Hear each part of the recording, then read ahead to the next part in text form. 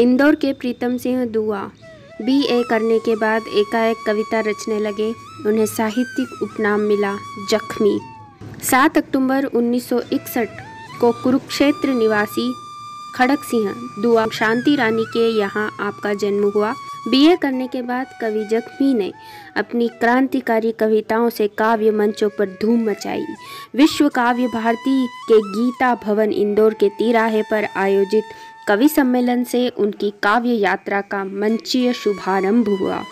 बाबा बाल मुकुंद की याद में हुए इस कवि सम्मेलन का संचालन राष्ट्रीय कवि राजकुमार हंस के जिम्मे था। इस आयोजन में कवि जख्मी को जनता का काफ़ी प्यार मिला।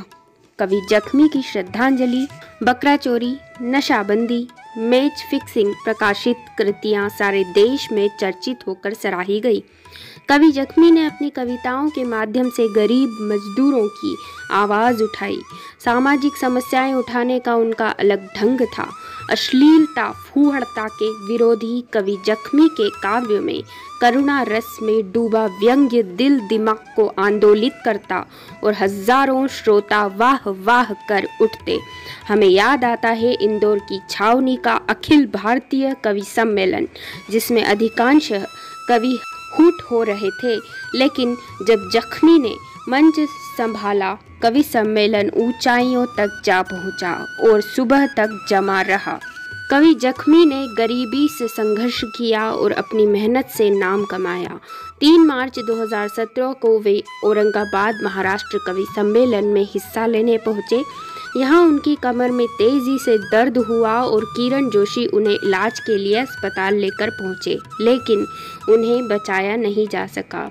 वे अपने पीछे भाई गुरुदयाल सिंह, बहन मंजीत कौर, सतनाम कौर एवं पत्नी उषा जी, पुत्र हमजीत और जसप्रीत को छोड़ गए। कवि जख्मी ने संत नगर बसाने एवं वहां श्री हरकिशन गुरुद्वारा बनवाने में भरपूर मदद की।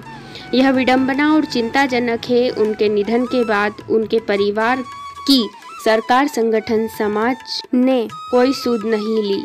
उनकी धर्मपत्नी उषा जी ने वर्ल्ड एक्सप्रेस को बताया। आज हम प्रस्तुत कर रहे हैं कवि जख्मी की एक लोकप्रिय कविता जो इस प्रकार है। कवि जख्मी ने लिखी दहेज के विरोध में एक कविता जो आपको काफ़ी अच्छी लगेगी। कविता को हम सुनाने जा रहे हैं। एक लड़की गरीब थी फिर भी खुश थी, क्योंकि उसकी शादी की तारीख करीब थी। जैसे जैसे शादी का दिन करीब आ रहा था, उसके चेहरे पर गुलाबी रंग छा रहा था। बेटी समय से विदा हो जाएगी घर से, यह सोचकर बाबुल मुस्कुरा रहा था। वो दिन भी आया जिस दिन बारात आनी थी। सहेलियों ने करी उसके साथ बहुत छेड़खानी थी। एक बोली वो परियों का शहजादा आ रहा है, दूसरी बोली वो तो मेरे दिलों जान पर छा रहा है। इतना सुनकर लड़की ने शर्म से गर्दन झुकाई। सहेलियां खिलखिलाकर हंसी और बारात दरवाजे पर आई। आते ही दूल्हे के पिता दौलत राम ने दहेज के लिए झोली फैलाई। लड़की के पिता ने 1 लाख की गड्डी आगे बढ़ाई। दौलत राम बोला 5 लाख का वादा, 1 लाख दे रहे हो। एक बेटी का बाप बोला साथ में दिल का टुकड़ा भी तो दे रहा हूँ। दौलत राम बोला मैं दिल के टुकड़े नहीं, दहेज लेने आया हूँ और यह तुम्हें देना पड़ेगा, नहीं तो बारात वापस लौट जाएगी। इस बात का गम सहना पड़ेगा। एक बेटी का बाप बहुत रोया, बहुत कुरलाया, मगर पत्थर दिल दौलत राम को तरस नहीं आया तो नहीं आया। एक बेटी का बाप दूल्हे की कीमत चुका नहीं पाया। बंद संवर कर बेटी दुल्हन को डोली में बैठा नहीं पाया। सारे घर में मातम छाया। दुल्हन मेहंदी लगे हाथों से शर्म से सुर्ख हुआ चेहरा छिपा भी नहीं पाई थी। पता चला बारात लौट गई। चौखट तक भी नहीं आई थी। वह इस गम को बर्दाश्त नहीं कर पाई।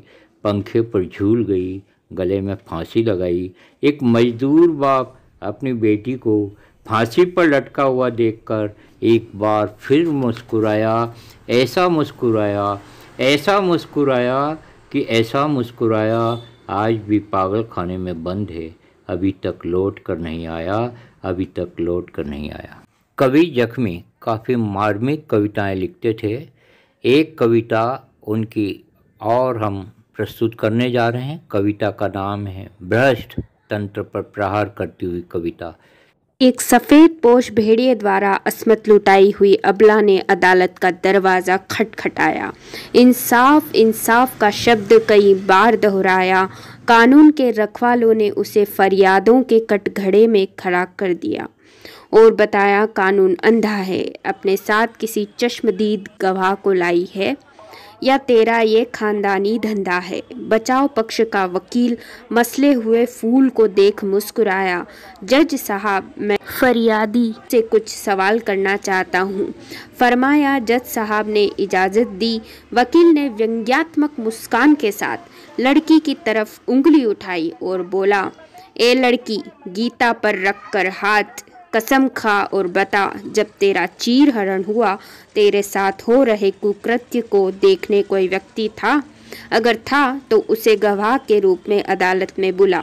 लड़की ने भरी अदालत में चीख कर कहा, मैं ज़रूर कसम खाऊंगी गीता पर रख कर हाथ, पर जज साहब एक शर्त है मेरी, मुझे इंसाफ मिलना चाहिए। गर गवाह के अभाव में तेरे भी डर से बेआबरू होकर निकली तो दुआ करूंगी खुदा से, किसी को न तेरे जैसा जज न तेरे जैसा बाप मिलना चाहिए। फिर गीता की ओर इशारा कर कर बोली, जब गीता गवाह नहीं बन सकती तब गीता पर रखवा कर हाथ, कसम खिलाना बेईमानी है। अत्याचार की मरी नारी रणचंडी बन सकती है गर जो नारी हिंदुस्तानी है। वर्ल्ड एक्सपी चैनल में हमारे समस्त दर्शकों का हार्दिक अभिनंदन। आज हम बताने जा रहे हैं हमारे इंदौर के राष्ट्रीय ख्याति प्राप्त दिव्यहीन कवि प्रीतम सिंह जी जख्मी, जिन्होंने कि इंदौर का नाम सारे राष्ट्र में रोशन किया और सैकड़ों कवि सम्मेलनों में काव्य पाठ करके क्रांतिकारी कविताओं के माध्यम से राष्ट्रभक्ति और समाज सुधार का बहुत बड़ा संदेश दिया। अचानक वे दिव्यलीन हो गए। एक कवि सम्मेलन औरंगाबाद महाराष्ट्र में गए, उनकी तबीयत बहुत ज़्यादा खराब हुई और इसके बाद वो बचाए नहीं जा सके। हम उन्हें अपनी श्रद्धांजलि देते हैं। इंदौर खंडवा रोड स्थित संत नगर में उनका निवास स्थान है। गुरुद्वारे में भी आपने काफ़ी सेवाएं की। इसके अलावा समाज सुधार के भी काफ़ी प्रयास किए और वो रोटरी क्लब में भी संलग्न थे। हम उनके निवास स्थान पर उपस्थित हैं। नमस्कार। उनकी धर्मपत्नी उषा जी से हम लेने जा रहे हैं खास मुलाकात। हम आपसे प्रथम सवाल ये कर रहे थे कि प्रीतम सिंह जख्मी जी से जुड़ी हुई यादों के बारे में आप हमारे दर्शकों को क्या बताना चाहें? उनकी यादों के बारे में तो खैर मैं क्या बताऊं, उनकी यादें इतनी हैं कि मैं कुछ बयान नहीं कर सकती। और उनके जाने का समय इतना लगा, बहुत दिनों तक तो कुछ समझ ही नहीं आ रही थी कि क्या हो गया अचानक, क्योंकि उनकी कभी तबीयत खराब होती नहीं थी और अचानक से वो चले गए तो बहुत बड़ा दुख का पड़ा। घर के परिवार के सबसे और मेरे को तो होना ही था। कहाँ तक पढ़ी हैं आप? मैं 10th तक पढ़ी। आप 10वीं। कितने बच्चे हैं आपके? मेरे 2 बेटे हैं। क्या नाम है उनके? हमजीत सिंह हुआ, जसप्रीत सिंह हुआ। आपकी शादी के कितने साल बाद वो शांत हुए? 26 साल का। उनके व्यक्तित्व के बारे में और क्या बताना चाहेंगे? उनकी कविताएं बड़ी अच्छी रहती थी, मंच पर वो छा जाते थे। अब उनकी कविता बोलती थी और जनता का प्रतिनिधित्व करती थी। गरीबों के बारे में, मजदूरों के बारे में और दहेज कुरीति के खिलाफ उन्होंने जो संदेश दिया और राष्ट्रभक्ति का जो संदेश दिया, उनकी कविताएं आज भी हमें याद हैं। तो और आप क्या बताना चाहेंगे उनके बारे में? जो कविता पढ़ते थे कैसा लगता था? कविता जो पढ़ते थे वो मतलब ऐसी कविता होती थी। वो पहले जब भी कविता बनाते थे तो मेरे को बिठा के पास में मेरे से पूछते थे कि कैसी है, फिर मैं बोलती थी कि बिल्कुल सही है। उसके बाद ही वो बाहर पढ़ते थे और उनकी सारी कविता सुपर हिट होती थी। उनको कभी ऐसा ऐसा नहीं कि कोई भी कविता ऐसी हो, उनकी कविता बहुत अच्छी होती है। हमारी बात का समर्थन कर रही हैं उषा जी, जनता के कवि थे। सबसे पहला कवि सम्मेलन इंदौर के गीता भवन, जो कि मंदिर है गीता भवन, उसके पास में चौराहे पर हुआ कवि सम्मेलन। उसमें प्रीतम सिंह जी जख्मी जी ने काव्यपाठ किया था और हमें याद आता है कि जनता ने सिक्के बरसाकर अभूतपूर्व कवि प्रीतम सिंह जख्मी जी का स्वागत किया था। आपसे एक प्रश्न हम और करना चाहेंगे। हमें ये जानकारी मिली है कि आज तक 2017 में प्रीतम सिंह जख्मी जी शांत हुए, उसके बाद में कुछ भी सरकारी सहायता आपको नहीं मिली है? कोई सरकारी सहायता नहीं मिली, कोई संगठन या साहित्यिक संगठन किसी कहीं से भी कोई सहायता नहीं मिली। और आपसे एक प्रश्न ये है कि कोई साहित्यिक संस्था का व्यक्ति आपके यहाँ आया हो, किसी ने कुछ मदद की हो? नहीं, कोई भी नहीं आया। कोई जननेता आया हो? कोई भी नहीं आया। ये कितनी निराशाजनक तस्वीर आज सामने आ रही है हमारे, कि न सरकार ध्यान दे रही साहित्यकारों की ओर, न संगठन साथ दे रहा है और न साहित्यिक संस्थाएं साथ दे रही हैं। और हम ये जानना चाहेंगे कि उन्होंने सिख समाज की भी बहुत सेवा करी। इंदौर के सिख समाज से कोई पदाधिकारी आया हो या कोई संगठन आया हो? नहीं, कहीं से भी कोई नहीं आया। किसी ने भी आपकी मदद नहीं की। तो हम ये संदेश देना चाहेंगे कि जो भी अभावग्रस्त साहित्यकार हैं और जो कि अभावग्रस्त नहीं भी हों, तो सांत्वना देने के लिए जाना चाहिए और ज़रूरत अगर साहित्यकार को या कलाकार को तो उसकी मदद करनी चाहिए।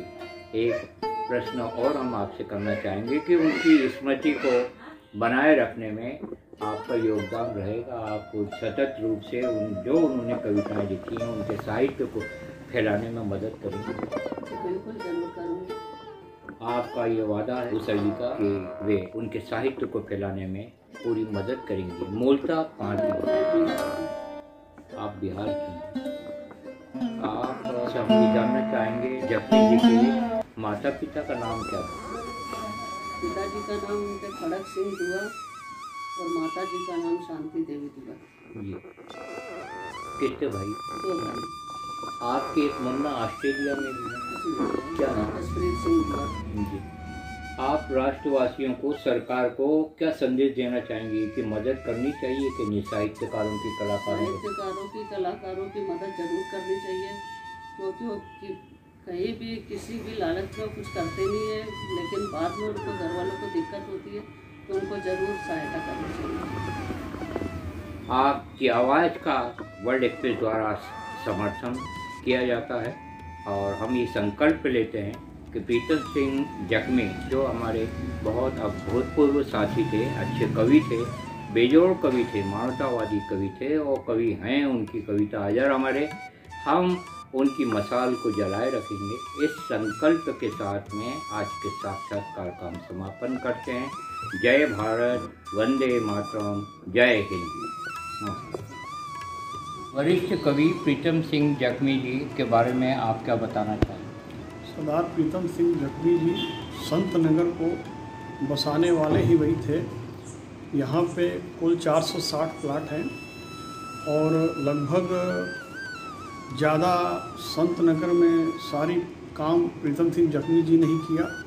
बहुत अच्छा योगदान रहा यहाँ पे उनका।